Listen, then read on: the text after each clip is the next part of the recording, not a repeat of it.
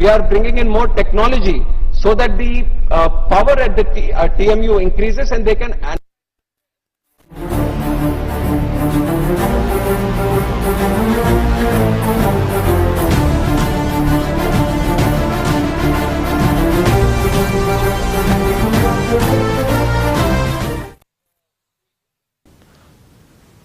దేశవ్యాప్తంగా మరోసారి జనగణనకు ముహూర్తం ఖరారైంది. కరోనా కారణంగా 2021 నుంచి వాయిదా పడుతూ వస్తున్న జనగణనను 2027లో నిర్వహించనున్నారు. దీనికి సంబంధించి కేంద్ర మంత్రివర్గం నిధుల కేటాయింపునికి ఆమోదం తెలిపింది. సెన్సస్ కి 11,718 కోట్లు కేటాయిస్తూ మంత్రిమండలి నిర్ణయం తీసుకుంది. 2027 ఫిబ్రవరి నుంచి తొలిసారి డిజిటల్ జనగణన నిర్వహించనున్నట్లు కేంద్ర మంత్రి అశ్విని వైష్ణవ్ తెలిపారు. 2 విడతల్లో జనగణనతో పాటు కుల గణన చేయనున్నట్లు చెప్పారు. 2027లో జరగనున్న జనగణన దేశంలో 16వది. స్వాతంత్ర్యం వచ్చిన తర్వాత 8వది కానుంది.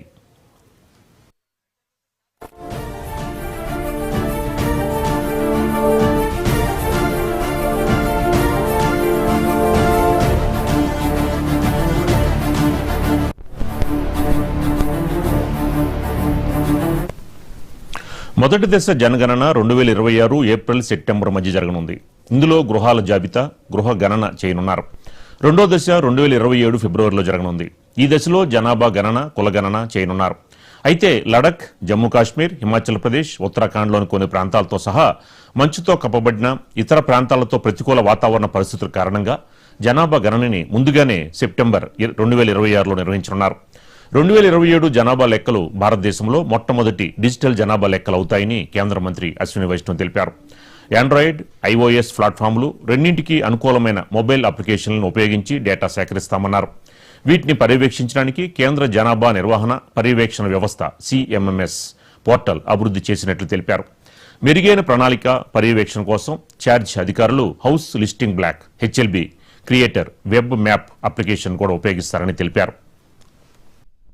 आज कैबिनेट में 3 बहुत बड़े फैसले लिए गए हैं माननीय प्रधानमंत्री श्री नरेंद्र मोदी जी की अध्यक्षता में। सबसे पहले सेंसस 2027 जो कि एक बहुत बड़ी एक्सरसाइज है और विश्व की सबसे बड़ी एडमिनिस्ट्रेटिव और स्टैटिस्टिकल एक्सरसाइज मानी जाती है, उसके लिए बजट अप्रूव हुआ है 11,718 करोड़ रुपीस का। दूसरा, कोल सेक्टर में यानी हमारी एनर्जी सिक्योरिटी के लिए बड़ा रिफॉर्म किया गया है कोल सेतु के माध्यम से। और तीसरा, किसानों के वेलफेयर के लिए माननीय प्रधानमंत्री जी की सरकार प्रतिबद्ध है और 11 वर्षों में कई बड़े स्टेप्स लिए हैं।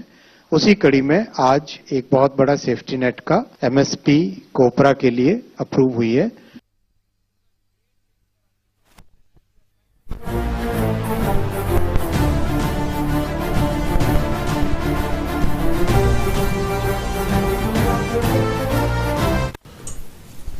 దేశవ్యాప్తంగా మరోసారి జనగణనకు ముహూర్తం ఖరారైంది.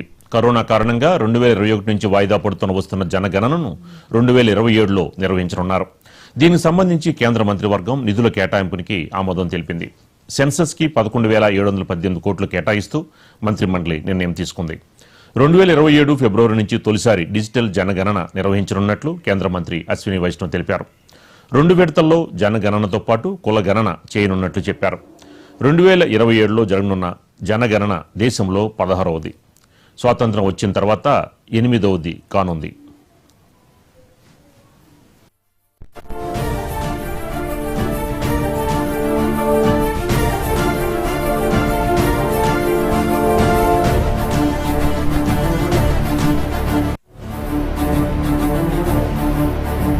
మొదటి దశ జనగణన 2026 ఏప్రిల్ సెప్టెంబర్ మధ్య జరగనుంది. ఇక ఇదే అంశానికి సంబంధించి మనకి మరింత సమాచారం మా ఢిల్లీ కరెస్పాండెంట్ శిరీష్ అందిస్తారు. శిరీష్, ఏంటి కులగణన జనగణన వల్ల దేశానికి వచ్చే లాభం ఏంటి, నష్టం ఏంటి? దేశవ్యాప్తంగా కూడా జనగణన 2027 నిర్వహణకు కేంద్ర కేబినెట్ ఆమోదం తెలిపింది. దీనికి సంబంధించి ప్రధాని నరేంద్ర మోడీ ఆధ్వర్యంలో జరిగిన కేంద్ర కేబినెట్ సమావేశంలో 11,718.24 కోట్ల వ్యయంతో ఈ మహత్తర కార్యాచరణకు కేంద్ర కేబినెట్ ఆమోదం కూడా తెలిపింది. అయితే ప్రపంచంలోనే అతిపెద్ద పాలన గణాంక వ్యాయామంగా కూడా దీన్ని పేర్కొంటున్నారు. అంటే ఇంత పెద్ద సంఖ్యలో జనగణన అందులో కులగణన చేయడం అనేది ప్రపంచంలోనే ఇదే మొదటిసారి. ఇది అత్యంత ఖర్చుతో కూడుకున్న పని కాబట్టి దీనికి 11,000 కోట్ల రూపాయల అమౌంట్ను కూడా కేంద్ర ప్రభుత్వం కేటాయించడం కూడా జరిగింది.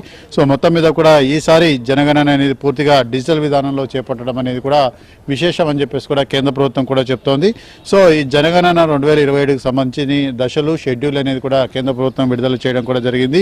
మొత్తం మీద కూడా హౌస్ లిస్టింగ్ మరియు హౌస్ జనగణన అనేది ఏప్రిల్ సెప్టెంబర్ 2026 మధ్య జరుగుతుంది. అదేవిధంగా పాపులేషన్ ఎన్యూమరేషన్ అనేది ఫిబ్రవరి 2027న జరుగుతుందని చెప్పేసి కేంద్ర ప్రభుత్వం స్పష్టం చేయడం కూడా జరిగింది. లడఖ్, జమ్మూ కాశ్మీర్లోని కొన్ని ప్రాంతాలు, హిమాచల్ ప్రదేశ్, ఉత్తరాఖండ్లో మాత్రం సెప్టెంబర్ 2025లోనే ఈ పాపులేషన్ ఎన్యూమరేషన్ అనేది కూడా జరుగుతుందని చెప్పేసి కూడా కేంద్ర ప్రభుత్వం స్పష్టం చేయడం కూడా జరిగింది. దేశవ్యాప్తంగా 30 లక్షల ఫీల్డ్ ఫంక్షనరీస్ ఈ విస్తారమైన ప్రక్రియను పూర్తి చేస్తారని చెప్పేసి కేంద్ర కేబినెట్ సమావేశంలో కేంద్ర సమాచార ప్రసార శాఖ మంత్రి అశ్విని వైష్ణవ్ ప్రకటించడం కూడా జరిగింది. అయితే ఈ డిజిటల్ విధానంలో జనగణన అనేది చేయడం వలన కొత్త అవకాశాలు అనేవి కూడా ఏర్పడతాయని చెప్పేసి కూడా కేంద్ర ప్రభుత్వం చెప్తుంది. మొబైల్ యాప్ ద్వారా డేటా అనేది కూడా సేకరిస్తారు.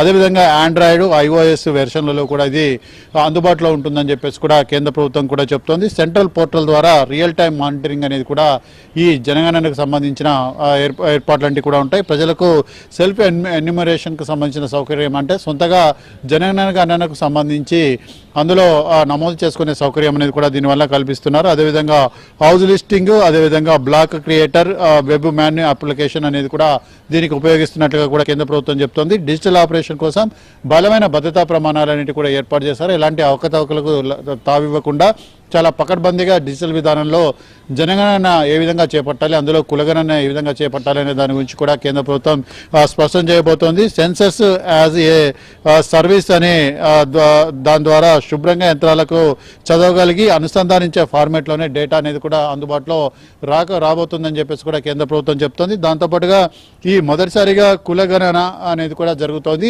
ఎందుకంటే 2025 ఏప్రిల్ 30న జరిగిన కేబినెట్ కమిటీ ఆన్ పొలిటికల్ అఫైర్స్లో ఈ జనగణనలో భాగంగా కులగణన అనేది కూడా చేపట్టాలని చెప్పేసి కూడా నిర్ణయం తీసుకోవడం కూడా జరిగింది. ఎందుకంటే కుల గణనాంకాలన్నిటి కూడా ఈసారి జనగణనతో పాటు సేకరించబడతాయని చెప్పేసి కూడా కేంద్ర ప్రభుత్వం చెప్తోంది. అయితే రెండో దశలో ఇవి డిజిటల్గా నమోదు చేయబడతాయని చెప్పేసి కూడా పాపులేషన్ ఎన్యూమరేషన్లో భాగంగా ఇవి నమోదు చేయబడతాయని చెప్పేసి కేంద్ర ప్రభుత్వం కూడా చేపడుతోంది. సో మొత్తం మీద కూడా ప్రతి ఇంటిని కూడా సందర్శించి హౌస్ లిస్టింగ్, హౌసింగ్ జనగణన, అదేవిధంగా జనాభా లెక్కింపుల కోసం వేరు ప్రశ్నావళి అనేది కూడా ఏర్పాటు చేయడం జరుగుతుంది. ప్రభుత్వ పాఠశాల ఉపాధ్యాయులు ప్రధానంగా ఎన్యూమరేటర్లుగా పనిచేస్తారని చెప్పేసి కూడా కేంద్ర ప్రభుత్వం చెప్తుంది. ఎందుకంటే ఒకసారి మనం ఈ డిజిటల్ విధానంలో ఏదైతే వివరాలను నమోదు చేశామో వాటిని వీళ్ళందరూ కూడా ఇంటింటికి వచ్చి పరిశీలిస్తారంటే మనం నమోదు చేసిన వివరాలేంటి కూడా సరైనవా కాదా అనేది కూడా వాళ్ళు దాన్ని సరిపోల్చుకొని దానికి సంబంధించిన ఆధార పత్రాలు, ధృవీకరణ పత్రాలన్నీ కూడా తీసుకున్న తర్వాత దాన్ని ఓకే చేయడం అనేది కూడా జరుగుతుంది. రాష్ట్రము, జిల్లా, ఉపజిల్లా స్థాయిలో ప్రత్యేకంగా సిబ్బంది అనేది కూడా నియమిస్తూ ఈ జనగణన అనేది కూడా చేయబోతున్నట్లుగా కేంద్ర ప్రభుత్వం చెప్తోంది. ఈ పనిని అదనపు బాధ్యతగా స్వీకరించే సిబ్బందికి తగిన హానరేయం అంటే గౌరవ భత్యం అనేది కూడా చెల్లించబడుతుందని చెప్పేసి కూడా కేంద్ర ప్రభుత్వం కూడా చెప్తోంది. సో మొత్తం మీద కూడా ఇలా చేపట్టడం వల్ల డేటా అనేది కూడా త్వరితగతిన గ్రామ, వార్డు స్థాయి వరకు అందుబాటులోకి రానుందని చెప్పేసి కూడా కేంద్ర ప్రభుత్వం చెప్తోంది. సుమారు 18,600 మంది సాంకేతిక సిబ్బంది 550 రోజుల కాల పరిమితి కోసం ఈ జనగణన కార్యక్రమానికి నియమించబడతారని చెప్పేసి కూడా కేంద్ర ప్రభుత్వం చెప్తోంది. మొత్తం దాదాపు 1.02 కోట్ల మాస్ డేస్ ఉపాధి అవకాశాలు ఏంటి కూడా దీని ద్వారా సృష్టించబడతాయి.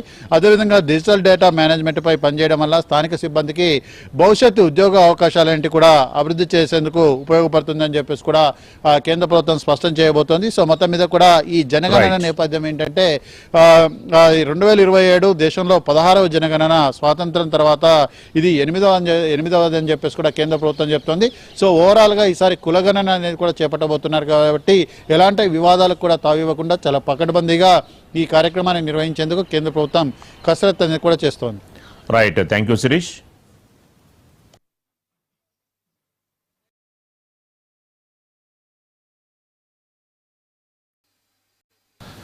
ఉత్తరాంధ్రలో సీఎం చంద్రబాబు ఏరియల్